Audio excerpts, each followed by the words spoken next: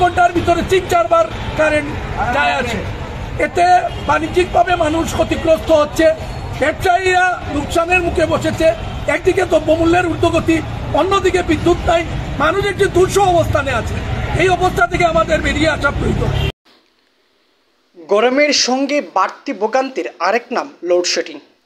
তীব্র গরমে অতিষ্ঠ হয়ে নারী, পুরুষ এবং শিশুরা বাসা থেকে বের হয়ে অলিতে গলিতে বাসার দরজার সামনের রাস্তার অবস্থান নেন এবং হাত পাখা দিয়ে বাতাস করে কিছুটা স্বস্তি খোঁজ করেন।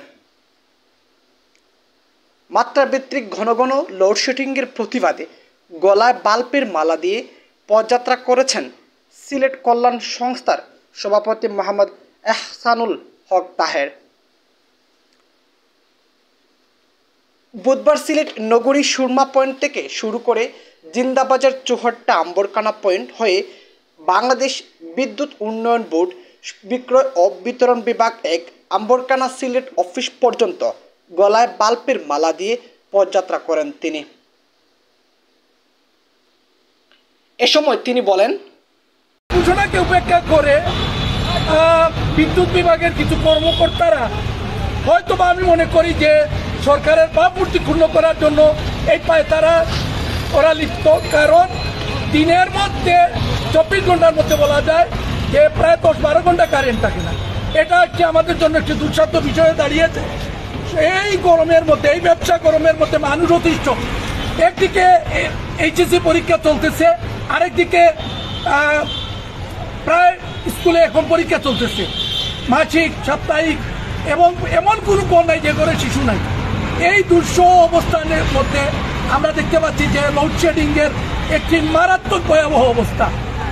1 ঘন্টার ভিতরে 3-4 বার কারেন্ট যায় আছে। এতে বাণিজ্যিকভাবে মানুষ ক্ষতিগ্রস্ত হচ্ছে, ব্যবসায়ীরা লোকসানের মুখে বসেছে। একদিকে দ্রব্যমূল্যের ঊর্ধ্বগতি, অন্যদিকে বিদ্যুৎ নাই, মানুষ একটি দুঃসহ অবস্থানে আছে। এই অবস্থা থেকে আমাদের বেরিয়ে আসা প্রয়োজন।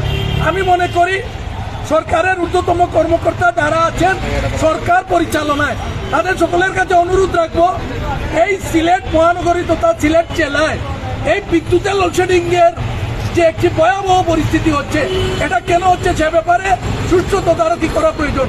আমাদের সিলেট 1 আসনের মাননীয় সাংসদ আছেন একে আব্দুল মোমেন সাহেব, উনার প্রতি অনুরোধ রাখবো। উনি আমাদের শুধু এমপি না, উনি একজন মন্ত্রীও।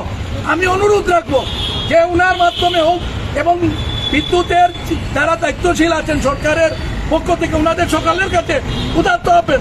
সিলেট মহানগরীতে এই কয়েকদিন বলে ভুল হবে, মাসখানেক ধরে মাত্রাতিরিক্ত লোডশেডিং হচ্ছে। এই মাত্রাতিরিক্ত লোডশেডিং এর ভয়াল তাবা থেকে বেরিয়ে আসার জন্য আমার এই পদযাত্রা। আমি বলা